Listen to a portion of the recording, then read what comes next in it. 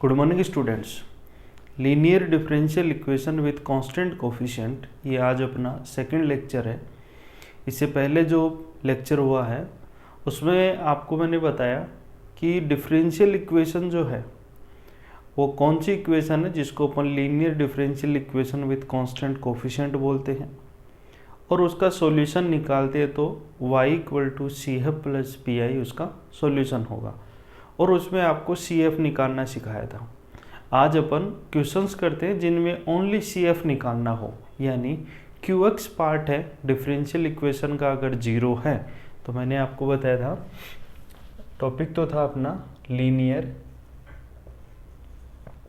Differential equation with constant coefficient, अचर गुणांकों वाले रैखिक अवकलन समीकरण। अचर गुणांकों वाले रैखिक अवकलन समीकरण। और इसमें आपको मैंने बताया था कि डिफरेंशियल इक्वेशन और इसका जो सॉल्यूशन है वो लिखते हैं y = CF + PI।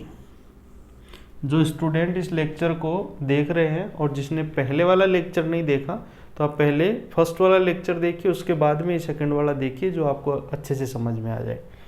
देखिए, अगर इसमें QX आपका 0 है, वहाँ पर भी बताया था मैंने आपको, तो PI की वैल्यू क्या हो जाती है 0। इट मीन्स जो सॉल्यूशन है वो क्या रह गया, CF इसका सॉल्यूशन हो गया। और CF के रूल आपको बताए थे मैंने, यहाँ पे मैं लिख देता हूँ। जैसे ऑक्सिलरी इक्वेशन है और इसको बोलते हैं सहायक समीकरण, वो होती है FM = 0, और इसके रूट अलग अलग हो, यानी α1 α2 ऐसे, तब अपन CF क्या लिखते हैं, C1 e⁴ C2 e⁴ ये लिख देते हैं। अगर इक्वल रूट हो तो दूसरा केस है वो इक्वल रूट्स के लिए बताया था, और तीसरा केस है वो बताया था कि m की वैल्यू क्या हो, α ± β हो, तब अपन इसमें क्या लिखते हैं, CF C1 cos βx + C2 sin βx। ये अपन ने पिछली क्लास में देखा था, तो अगर आपने पिछली क्लास इसका जो लेक्चर 1 है वो नहीं देखा तो एक बार उसको देख लीजिए, जो ये सेकंड वाला लेक्चर इजीली आपके समझ में आ जाएगा। देखिए, एक एग्जांपल लेते हैं अपन। एग्जांपल है d2y/dx² + 5 dy/dx + 6y = 0। देखो, इस इक्वेशन को यहाँ पे जो dy/dx है वो डेरिवेटिव ऑपरेटर है, अगर उसको अपन d लें तो ये इक्वेशन आपको ऐसे भी गिवन हो सकती है।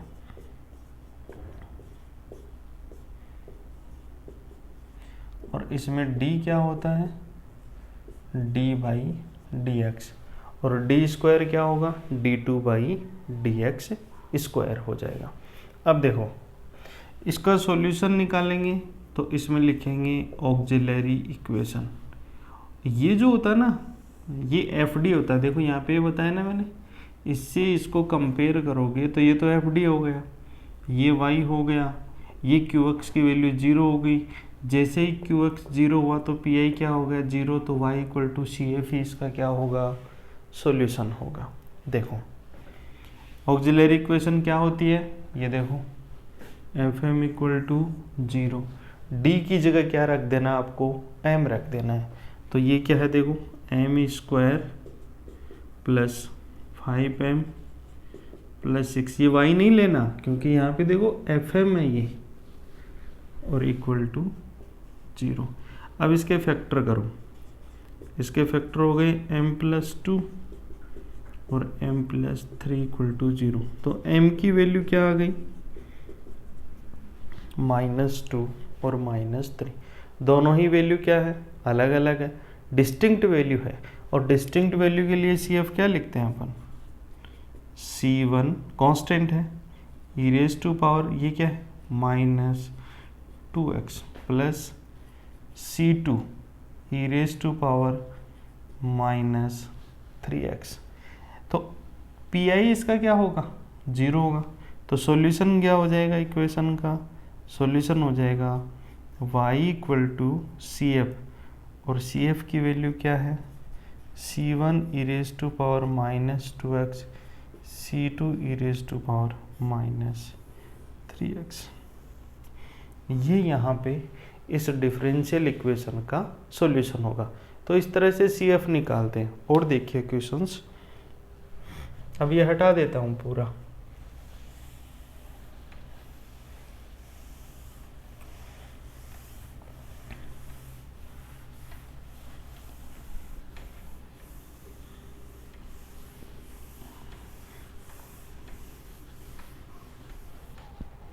देखिए एग्जाम्पल लिखिए, एग्जाम्पल है d² + 7d + 12 y equal to 0। ये डिफरेंशियल इक्वेशन है। सॉल्यूशन चाहिए इसका, तो PI क्या है, 0 हो जाएगा। क्यों हो जाएगा, क्योंकि इसका QX पार्ट है वो क्या है, 0 है। तो सबसे पहले क्या लिखोगे, ऑक्सिलरी इक्वेशन, जिसको बोलते हैं सहायक समीकरण, क्या होती है, d की जगह क्या रखो, m² 7m + 12 इक्वल टू 0। तो यहाँ से इसके फैक्टर करो, m+4 और m+3 इक्वल टू 0। तो m इक्वल टू -3 और -4, कितने रूट आ गए, 2 रूट, और दोनों ही रूट क्या है, अलग अलग है। तो CF क्या लिखेंगे, देखो CF equal to complementary function बोलते हैं इसको, हिंदी में बोलते हैं पूरक फलन,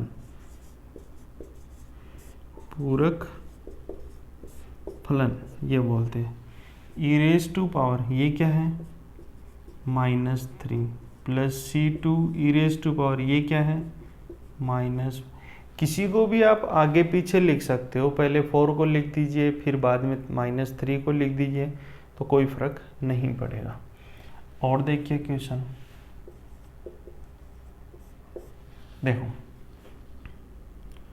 d³ + 6d² + 11d + 6 y equal to 0।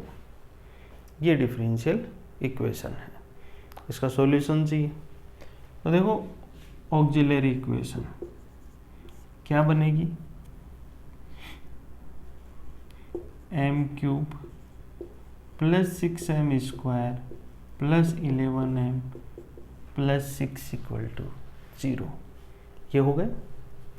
अब इसके फैक्टर करो, तो देखो इसके फैक्टर आएंगे m+1, m+2, m+3 equal to 0। अभी फैक्टर करना सिखा दूंगा आपको, क्यूब के फैक्टर कैसे करते हैं।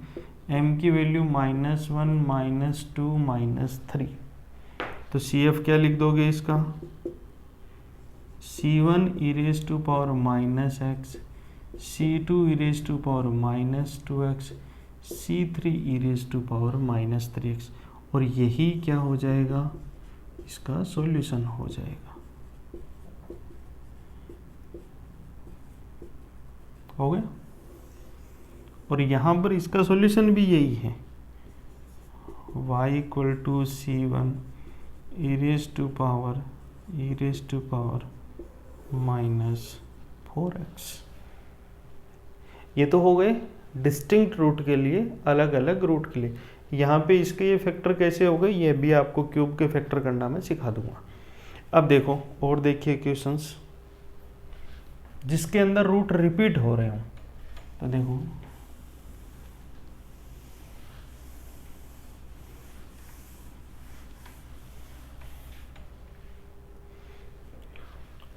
ये भी हटा देता हूं।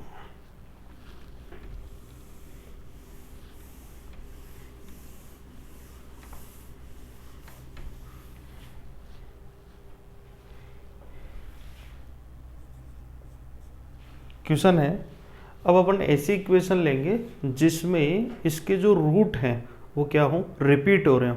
1 टाइम रिपीट हो रहा हो तो वो तो सिंगल रूट हो जाएगा, 2 टाइम रिपीटेशन में, 3 टाइम रिपीटेशन में, 4 टाइम रिपीटेशन में, तब अपन इसके CF कैसे लिखेंगे। तो देखो डिफरेंशियल इक्वेशन है t² - 6d + 9y = 0। यहाँ पे d है वो d/dx है। इसका जो ऑक्सिलरी इक्वेशन की जो फॉर्म है वो क्या आएगी, देखिए ऑक्सिलरी इक्वेशन बन जाएगी इसकी m² - 6m + 9 = 0। ये हो गई। जब अपन देखते हैं तो ये m-3 का होल स्क्वायर है ना, a² - 2ab + b², ये है। इसमें देखो यहाँ से m की वैल्यू 3 और 3 रिपीट हो रही है। देखो कभी भी ऐसे मत कर देना कि m-3 = 0 और m = 3। सर हमारे पास तो एक ही रूट आ रहा है, नहीं, किसी भी रूट को एलिमिनेट नहीं करना है। जितनी डिफरेंशियल इक्वेशन, इसका ऑर्डर क्या है, इसका ऑर्डर है 2। अब 2 ऑर्डर है यहाँ पे और इसकी डिग्री कितनी है, 1 है। तो इसके जो रूट होंगे वो कितने होंगे, 2 रूट होंगे। और दोनों रूट कैसे भी हो सकते हैं, वो नेचर पे डिपेंड करता है। इक्वल भी हो सकते हैं, अनइक्वल भी हो सकते हैं। इसका मतलब ये तो नहीं ना अपन किसी रूट को एलिमिनेट कर दें या छोड़ ही दें, नहीं छोड़ना। क्या करोगे, दोनों ही रूट रिपीट हो रहे तो क्या लिखोगे, CF। देखो 2 बार रिपीट हो रहे ना, लिखो C1 + C2x, 2 बार रिपीट हो रहे हैं, क्लोज कर दो, और e⁻3x, और यही इसका सॉल्यूशन हो जाएगा।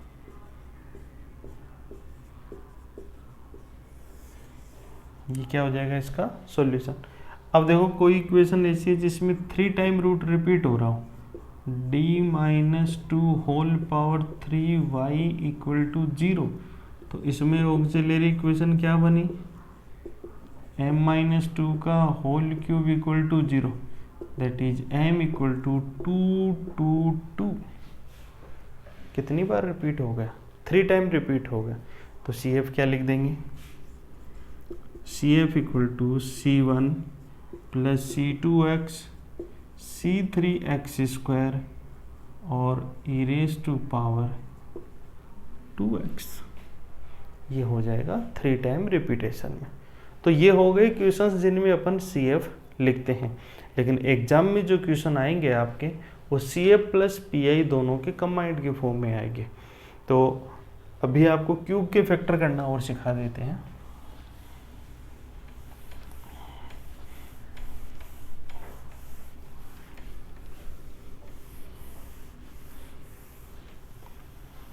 देखो जैसे पीछे क्वेश्चन किया था अपन ने, m³ + 6m² + 11m + 6 = 0। पहली बात तो जो ऑड डिग्री इक्वेशन होती है विषम घात वाली, उसका एक रूट, कम से कम एक रूट रियल जरूर होता है। अब यहाँ पे मैं बात करूँ क्यूबिक की, तो एक रूट रियल होगा तो m की ऐसी वैल्यूज लीजिए ट्रायल एंड एरर से कि जो इसको सेटिस्फाई करे। तो देखो ये सारी वैल्यू ही पॉजिटिव पॉजिटिव है, इसलिए कोई नेगेटिव वैल्यू इसको सेटिस्फाई करेगी।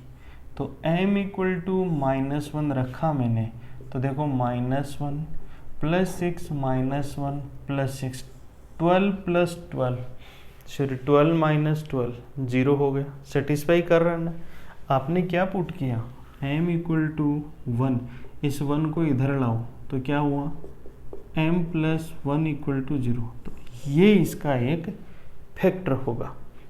इसको 3 टाइम लिखो, कैसे लिखना है देखो, ऐसे लिखो m प्लस 1, m प्लस 1 और m प्लस 1 लिख लिया 3 टाइम। अब इसकी पहली टर्म क्या है, m क्यूब, इसकी पहली टर्म क्या है m, इससे डिवाइड करो क्या आया m स्क्वायर, यहाँ लिख दो, इसको लिख दिया। इसको करो इससे मल्टीप्लाई, क्या आया m स्क्वायर, क्वेश्चन में m स्क्वायर की टर्म क्या है 6m स्क्वायर, तो ये मैंने लिख दिया 6m स्क्वायर। इसमें से इसको माइनस कर दो, माइनस करोगे तो ये कितना आ गया 5m स्क्वायर। इसकी एक पावर कम करके यहाँ लिख दो, और लास्ट वाला क्या है प्लस का 6, और यहाँ क्या है प्लस 1, ये 6, तो यहाँ प्लस 6 लिख देंगे।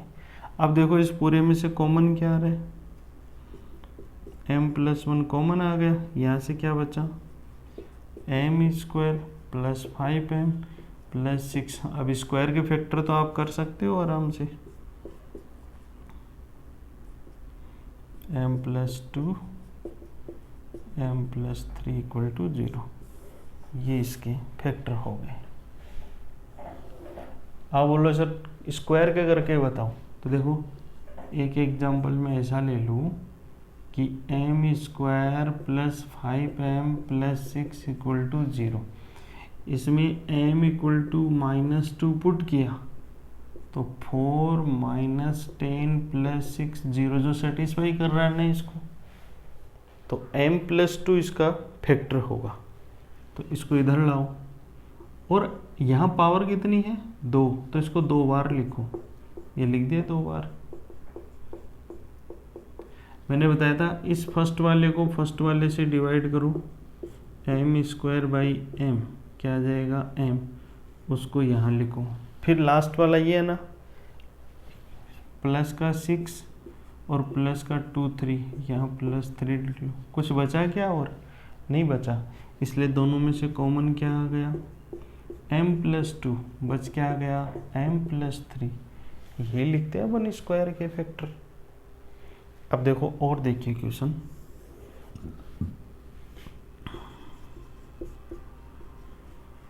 m cube plus 7m plus 6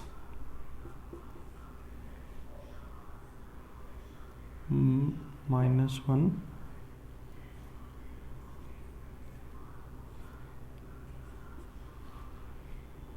ये क्वेश्चन है। इस क्यूब है ना, क्यूबिक फैक्टर करने हैं, तो देखो m इक्वल टू -1 रखो, हर जगह जरूर नहीं है -1 से, -1 रखें तो -1 -6 प्लस 7 0 हो गया ना। तो m प्लस 1 को 3 टाइम लिखेंगे, तो देखो ये लिख दिया m प्लस 1 m प्लस 1 और m प्लस 1 लिख दिया 3 टाइम। ये लिखने के बाद में फर्स्ट वाले को फर्स्ट वाले से डिवाइड करो, यानी m क्यूब को m से डिवाइड करो तो m स्क्वायर यहाँ लिख दो। लास्ट वाले को लास्ट वाले से करो तो क्या हो जाएगा 7/1, विथ साइन करना है ये, तो 7 आएगा, यहाँ पे प्लस का 7 लिख दो। अब देखो मैंने बताया इसको करो इससे मल्टीप्लाई, यहाँ पे यही बताया ना, इसको इससे मल्टीप्लाई करो, क्या आया m स्क्वायर, क्या आया m स्क्वायर। और आपके क्वेश्चन में m स्क्वायर की कोई टर्म है क्या, यहाँ पे m स्क्वायर की टर्म है ही नहीं, तो 0 में से माइनस कर दो इसको, तो 0 में से माइनस करेंगे तो क्या आएगा -m स्क्वायर, एक पावर कम करके यहाँ लिख दो, तो m प्लस 1 कॉमन आ गया, और ये रह जाएगा m square minus m plus 7 equal to 0। तो ये थे क्यूब के फैक्टर करना, कि क्यूबिक फैक्टर किस तरह से किए जाते हैं। इसको नोट करना चाहो तो कर लीजिए आप, अदरवाइज आपने देख ही लिया, समझ गए होंगे आप।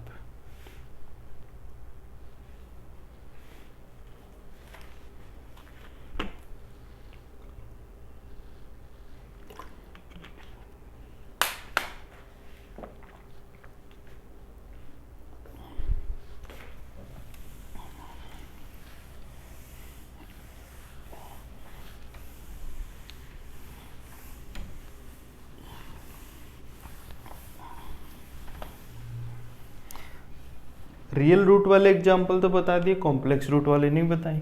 देखिए क्वेश्चन एग्जाम्पल है D square plus 16 y equal to 0। तो यहाँ से ऑक्सिलरी इक्वेशन क्या हो गया आपकी, m square plus 16 equal to 0, m square equal to -16, और नेगेटिव का स्क्वायर रूट है वो कॉम्प्लेक्स नंबर में आयोटा को शो करेगा यहाँ पे। तो ये आ गया आपके पास ±4 आयोटा, और मैंने बताया था कि आयोटा जब भी आता है तो प्लस और माइनस दोनों के साइन आएंगे, सिंगल नहीं आता। तो CF क्या लिख दोगी, देखिए अपन अगर alpha plus minus iota beta होता है तो CF क्या लिखते हो, e⁴ C1 cos beta x C2 sin beta x, यही लिखते हैं। अब इसमें अल्फा को अगर मैं 0 पुट कर दूं तो ये वैल्यू 1 हो जाएगी, e⁴ 1 होता है। तो CF क्या हो जाएगा, C1 cos 4x, बेटा की वैल्यू 4 होगी ना, C2 sin 4x, ये हो जाएगा y equal to C1 cos 4x C2 sin 4x। एक एग्जाम्पल और देखिए, D square plus 3 whole square y equal to 0। तो देखो इसकी ऑक्सिलरी इक्वेशन तो क्या बनेगी, m square plus 3 whole square equal to 0, यानी m square plus 3 m square plus 3। इसको 0 करोगे तो एम इक्वल टू क्या आएगा, प्लस माइनस √3 आएगा, और इससे भी प्लस माइनस √3 आएगा। कहने का मतलब रूट हो गए 4, डबल डबल रिपीट हो रहे हैं, प्लस √3 आएगा 2 बार, माइनस √3 आएगा 2 बार। ऐसे केस में CF क्या लिखोगे आप, रिपीट हो रहा है ना, तो C1 प्लस C2x कोस √3x C3 plus C4x sign √3x। तब ऐसे ही लिखते हैं। अगर ये एक बार और रिपीट हो जाए तो C1 plus C2x plus C3x square, वैसे इतने लंबे केस आपके कम आते हैं, बाकी इस तरह से अपन लिख देते हैं। तो ये हुआ linear differential equation with constant coefficient में CF कैसे निकालते हैं। अब जब PI निकालेंगे तो डिफरेंशियल इक्वेशन के अंदर CF है वो भी निकालने पड़ेंगे। सॉल्यूशन कंप्लीट क्या होगा, CF प्लस PI होगा। तो वो अपन अब PI जो पर्टिकुलर इंटीग्रल है वो अपन नेक्स्ट क्लास में देखेंगे। इसके ऊपर बेस आप क्वेश्चंस कर सकते हो, आप जो भी बुक फॉलो कर रहे हो उसी बुक में से कर लो, कोई भी कहीं से भी कोई भी क्वेश्चन कर लो। CF के सारे केस मैंने आपको बता दिए, हर तरह का केस आप CF है उसके लिख सकते हो। नेक्स्ट क्लास में अपन करेंगे पर्टिकुलर इंटीग्रल, विशेष समाकलन। तो इसको आप नोट कर लीजिए। ठीक है, थैंक यू।